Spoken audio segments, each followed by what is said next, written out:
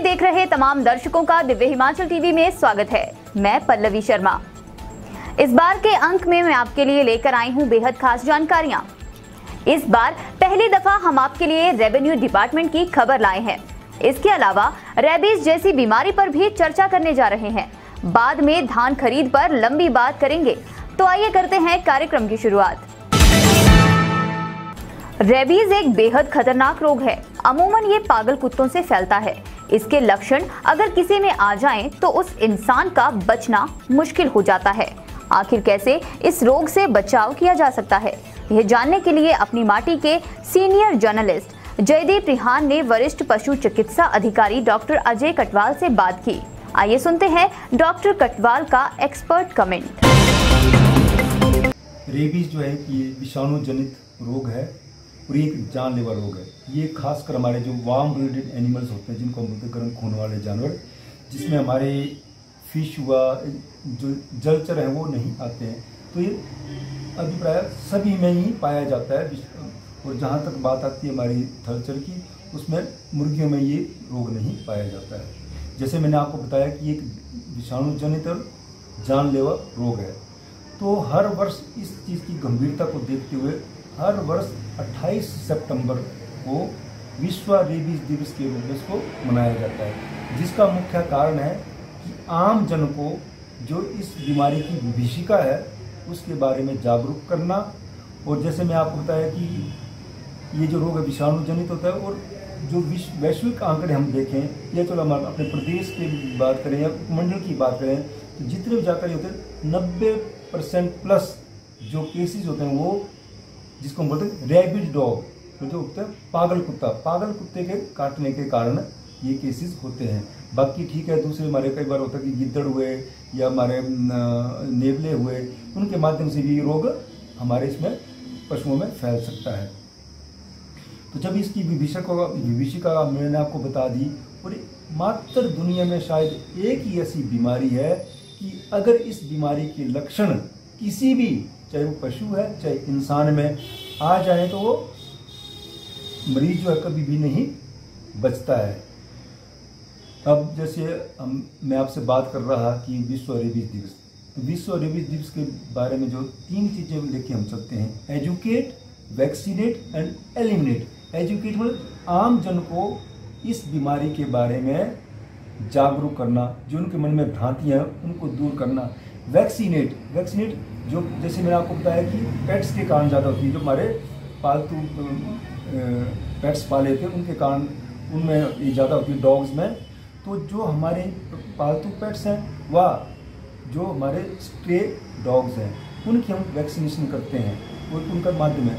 और उसका एक और अभिप्राय ये है कि जनसंख्या नियंत्रण करके, तो खासकर जो हमारे स्ट्रे एनिमल्स हैं उनका ऑपरेशन बंदीकरण करते हैं मेल फीमेल का, ताकि उनकी जनसंख्या पर नियंत्रण किया जा सके और इस बीमारी को फैलने से बचाया जा सके। तो अभी हाल ही में हमारे 28 सितंबर को हमारे इस उपमंडल में भी विश्व रेबीज दिवस मनाया गया, जिसके तहत हमने हमारी वेटरनरी हॉस्पिटल खलेट है, वहाँ हमने पेट्स का बंदीकरण किया गया और यहाँ निःशुल्क जो है लोगों के जो पेट्स हैं उनका वैक्सीनेशन किया गया, उनका टीकाकरण किया गया।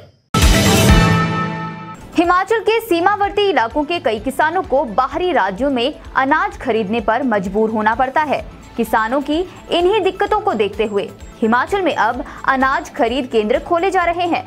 मंड के त्योड़ा में भी ऐसा ही अनाज खरीद केंद्र बना है। पंजाब बॉर्डर से सटे मंड इलाके में धान, गेहूं, गन्ना और नकदी फसलें खूब होती हैं। अक्सर इन इलाकों के किसान पंजाब जाकर अपना माल बेचते रहे हैं। पड़ोसी राज्य में जाने से उन्हें रेट भी कम मिलता है और आने जाने में वक्त अलग से बर्बाद होता है। ऐसे में जयराम सरकार ने यहाँ त्योड़ा में धान खरीद केंद्र खोला है। 10 अक्टूबर से यहाँ धान खरीद शुरू हो जाएगी। इसके लिए किसानों को खाद्य आपूर्ति विभाग के पोर्टल पर रजिस्ट्रेशन करनी होगी। किसानों ने इसके लिए इंदौरा की विधायक रीता धीमान का भी धन्यवाद किया है। मैं काशमुद्दीन ग्राम पंचायत मंड म्याणी जो हमारे किसानों को बहुत बड़ी दिक्कत थी धान की फसल को बेचने के लिए, उसका समाधान हमारे सम्मानीय विधायक रीता धीमान द्वारा मंड क्षेत्र में मंडी खोलकर किया गया है। मैं इसके लिए अब मेरे ख्याल है 10 तारीख को मंडी हम हमारे माननीय विधायक जी इसको सम्मानीय विधायक जी चालू करेंगे और जो किसानों की परेशानी है उसका हल होगा। मैं इसके लिए बहुत खुश हूँ और मंड क्षेत्र की जनता भी इसके मंडी खोलने पर बहुत खुश है। नमस्कार जी, मैं जिला अध्यक्ष श्रेष्ठा ठाकुर मंड क्षेत्र से आज मैं अपनी विधायिका जी का बहुत बहुत धन्यवाद करना चाहती हूँ, जिनके सफल प्रयास से पिछले लगातार 4 महीनों के प्रयास से आज मंड क्षेत्र में एक खुशी की लहर है। मंडीकरण जो है आज उसकी नोटिफिकेशन हो गई है। हमारी सब किसान भाइयों की समस्या का हल हुआ है और 10 तारीख से जो है मंडी चालू हो जाएगी। आज नोटिफिकेशन हो गया है। हम मंड क्षेत्र वासियों को इतनी बड़ी समस्या थी कि हम पंजाब के बॉर्डर के पास पड़ते हैं और पंजाब ने भी ये मना कर दिया था कि हम अदर्स स्टेट का जो है वो अनाज नहीं लेंगे। घनश्याम जी, मंड क्षेत्र में पिछले काफ़ी दिनों से किसानों द्वारा धान खरीद केंद्र खोलने की मांग की जा रही थी, तो आज वो मांग जो है उनकी पूरी की गई है विधायक द्वारा, तो इसके विषय में आपका क्या कहना है? ये जो किसानों का विषय था ये बड़ा कई वर्षों से लंबित पड़ा था। हमारे किसान अपनी फसल को पहले पंजाब में ले जाते थे तो उनको धक्के खाना पड़ते थे। लगातार जब से भारतीय जनता पार्टी सरकार प्रदेश में बने, रीता धीमान जी जहाँ विधायक बने हैं, लगातार किसानों का मुद्दा जो विधानसभा के अंदर और स्थानीय प्रशासन के समक्ष भी उठाती रही हमारे रीता धीमान जी, और उनके लगातार प्रयासों से ये बहुत बड़ा जो मसला जो हल हुआ है हमारे किसानों का। क्योंकि जो मंड एरिया जो है हमारे किसान डोमिनेटेड एरिया है और यहाँ काफ़ी संख्या में हमारे किसान रहते हैं और काफ़ी ज़्यादा अनाज पैदा करते हैं, उनको बड़ी भारी मुश्किलों का सामना करना पड़ता था।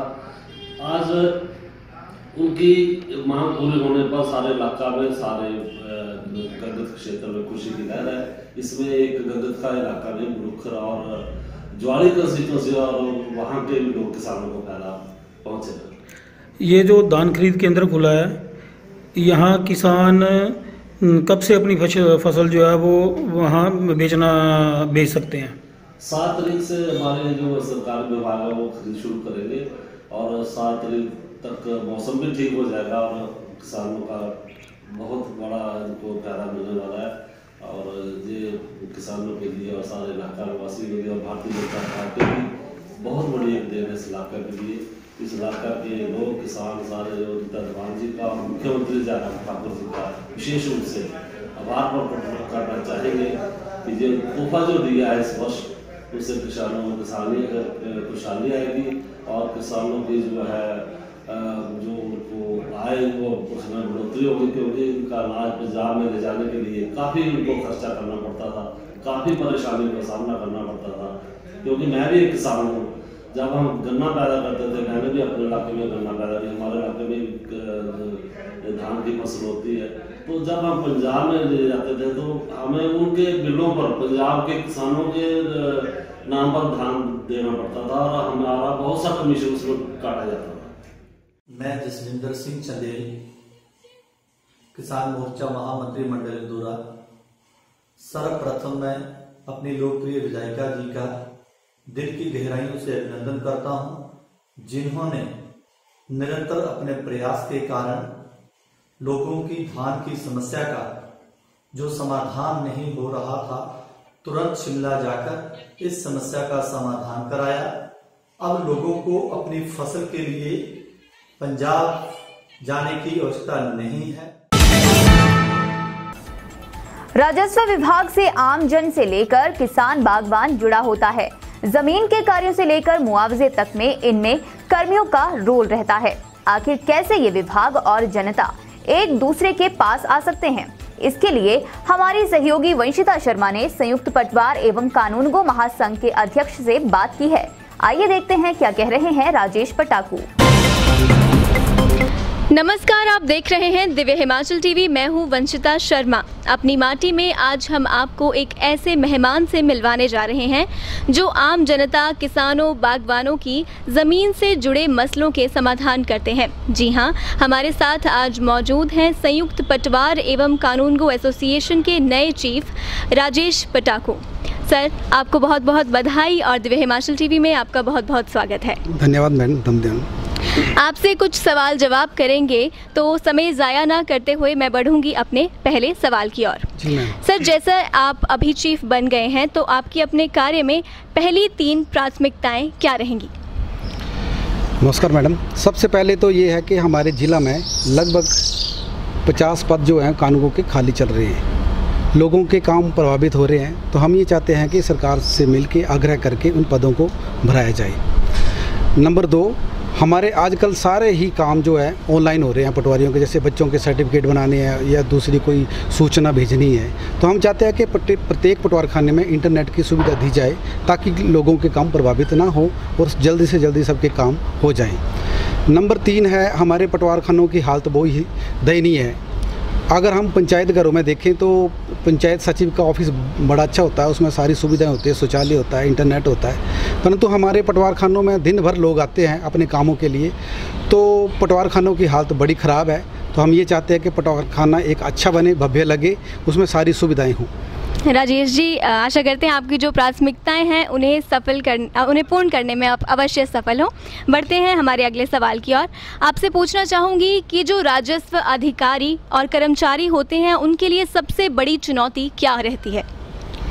देखो, सरकार के जो भी प्रोग्राम हैं, सेंट्रल गवर्नमेंट हो या हिमाचल गवर्नमेंट हो, सारे ही जो प्रोग्राम हैं उनको मौके पे जो इम्प्लीमेंट करवाते हैं वो हमारा राजस्व विभाग करवाता है। उसमें हमारे पटवारी, राजस्व कर्मचारी और राजस्व जो अधिकारी हैं वो उसमें उन कामों में संलिप्त रहते हैं।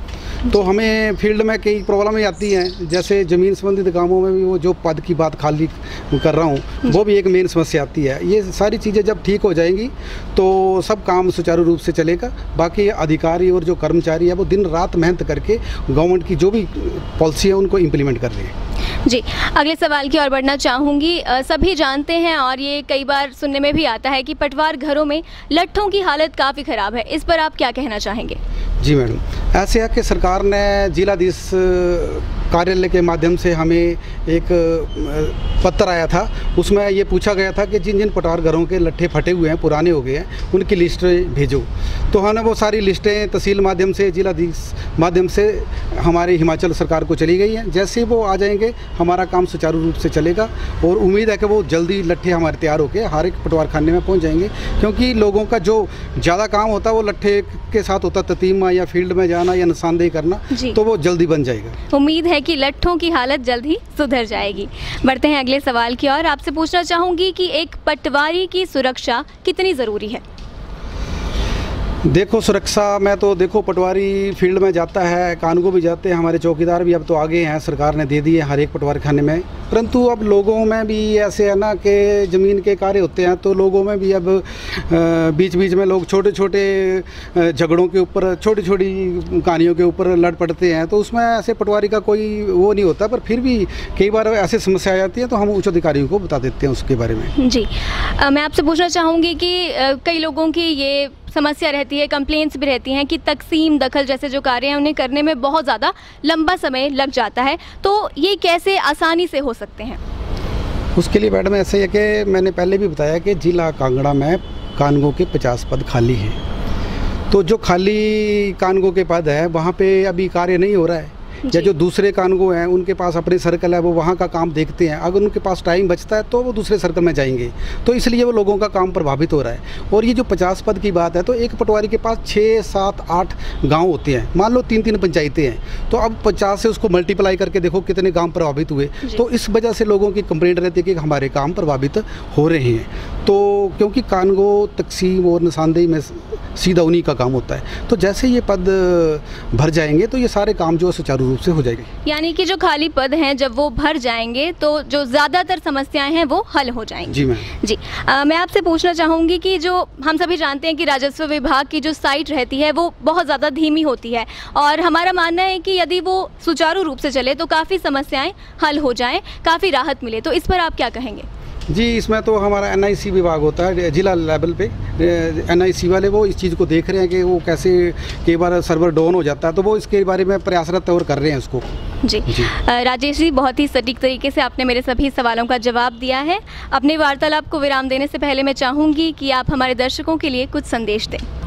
देखो, मैं तो अभी ये जिला कार्यकारिणी की ओर से जैसे हमारा चुनाव हुआ उसमें इनको मेरे को चुना इन लोगों ने, हमारी एक टीम बनी है, तो हमारा तो यही प्रयास रहेगा और मैंने अपने पटवारी भाइयों से और कानून भाइयों से यही प्रार्थना करता हूँ कि लोगों के जो हम काम है वो सुचारू रूप से करते रहेंगे। और जैसे लोगों में हमारे प्रति कोई भ्रांतियाँ हैं जैसे कि मिलते नहीं हैं, काम नहीं करते, ऐसा कुछ नहीं है। हम फील्ड में काम कर रहे हैं और हमारे ये जो राजस्व विभाग है इसमें हम ब्लड डोनेशन कैंप भी लगा रहे हैं, पौधारोपण भी कर रहे हैं, जिससे लोगों को ये एक मैसेज आए कि हम वो बात नहीं है, अब हम लोगों के काम में जुटे हुए हैं। और बाकी ये जो छोटी छोटी बातें पद भर जाएंगे या वैसे, अब ये देखो कि सरकार के जैसे कोविड है या प्रधानमंत्री जो किसान सम्मान निधि है उसका सारा ही काम करने के लिए या कोई BPL सर्वे, उसमें पटवारी लोग हर दिन लोगों के पास घर घर जाके जाते हैं। तो कई बार पटवारी दफ्तर में नहीं मिलता है तो लोग ऐसी छोटी छोटी बातों को लेके बैठते हैं कि ये पटवारी आज वहाँ पे नहीं है, पर उनको असलियत का पता नहीं होता कि पटवारी लोग फील्ड में ही बड़ा भारी काम कर रहे हैं। अगर जैसे कोई बाढ़ आ जाती है या कोविड में देखो हमने खाली सिलेंडर ढोए, दवाइयाँ बांटी, हमने ऐसा नहीं है, हम सरकार के कोई भी कार्यक्रम है उसमें हम दिन रात काम कर रहे हैं। फ्रंट लाइन वर्कर जो है ना एक्चुअल में वो पटवारी कानगो हमारा राजस्व विभाग है। इवन हमारे तहसीलदार भी रात को 12 1 बजे तक हमारे साथ रहे हैं। तो हम ये चाहते हैं कि हम तो हमारा विभाग की तो सोच बदल गई है, तो हम चाहते हैं कि ये जो पब्लिक है वो अपना दृष्टिकोण बदले, सोच बदले। और हम प्रयासरत हैं कि हम लोगों का जो हमारे पास लोग आते हैं अपनी दिहाड़ी छोड़ के लोग आते हैं, तो हमारा यही सोच रहा था कि इनका काम सेम डे हो जाए, अगले दिन ना आए। तो ये सारी जब सुविधाएं मिल जाएंगी तो किसी का कोई हमारे प्रति वो उदासीन रवैया नहीं रहेगा और हम दिन रात जो है वो सरकार की पॉलिसियों को इम्प्लीमेंट कर रहे हैं और लोगों के काम भी कर रहे हैं। राजेश जी, बहुत बहुत धन्यवाद। आपका संदेश दिव्य हिमाचल TV दर्शकों तक अवश्य पहुंचा देगा। एक बार फिर से आपका बहुत बहुत धन्यवाद। धन्यवाद, थैंक यू जी, थैंक यू। बीते गेहूं के सीजन में ऊना में सरकारी अनाज खरीद केंद्रों पर फसल की खूब खरीद हुई थी। इस बार फिर से महकमे को ऐसी ही उम्मीद है। अब जिला के किसानों के लिए घर द्वार पर धान बेचने की सुविधा मिलने जा रही है। जिला में एक केंद्र की स्थापना कर दी है। इस केंद्र को 11 अक्टूबर से ट्रायल आधार पर शुरू कर दिया जाएगा, जबकि 15 अक्टूबर से इसे किसानों के लिए खोल दिया जाएगा। भारतीय खाद्य निगम के माध्यम से 15 अक्टूबर के बाद किसानों की धान की फसल खरीदना शुरू कर दिया जाएगा। इससे पहले भारतीय खाद्य निगम द्वारा ऊना जिला में गेहूं की खरीद के लिए 2 केंद्र स्थापित किए गए थे। दूसरी ओर अब हरोली में भी एक खरीद केंद्र स्थापित करने का प्रस्ताव सरकार को भेजा गया है। अगर सरकार इसकी मंजूरी दे देती है तो जिला में धान खरीद केंद्रों की संख्या 2 हो जाएगी, जिससे किसानों को अपनी धान की फसल बेचने में कोई मुश्किल नहीं आएगी। DC ऊना राघव शर्मा ने किसानों से भारतीय खाद्य निगम के माध्यम से ही अपनी धान की फसल बेचने की अपील की है। जिला ऊना के किसानों की सहूलियत के लिए इस साल पहली बार जिला ऊना में ही धान की खरीद की व्यवस्था की गई है। इसमें FCI के माध्यम से किसानों के जो धान की प्रोड्यूस है उसको खरीदने की प्रक्रिया इस महीने हम शुरू कर रहे हैं। सरकार ने इसके लिए टकारला जो मंडी है उसको प्रोक्योरमेंट सेंटर नोटिफाई कर दिया है। यहाँ पर 11 अक्टूबर से ट्रायल बेसिस पे FCI द्वारा धान की खरीद शुरू होगी और 15 अक्टूबर से ओपन खरीद जो सभी किसान जिसमें पार्टिसिपेट कर पाएंगे वो धान की खरीद जो है टकारला मंडी से शुरू होगी। हम सभी किसानों से अपील करते हैं कि वो 15 के बाद जो है FCI के माध्यम से ही अपने धान की बिक्री करें, जिससे कि उनको अच्छे दाम, बेहतर दाम जो सरकार द्वारा निर्धारित किए हैं वो मिल सके और उनकी धान की जो बिक्री है वो घर के पास ही हो सके।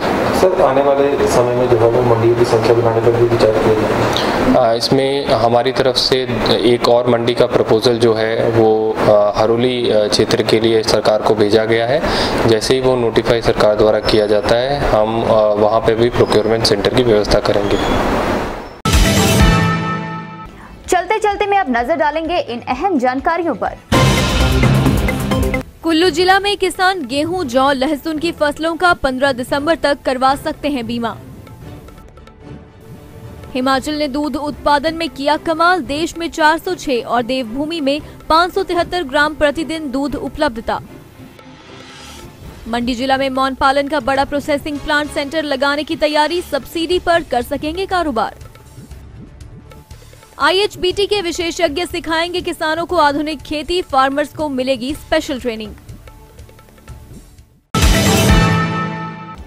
अपनी माटी के आज के एपिसोड में बस इतना ही। आपसे अपने अगले अंक में फिर भेंट होगी।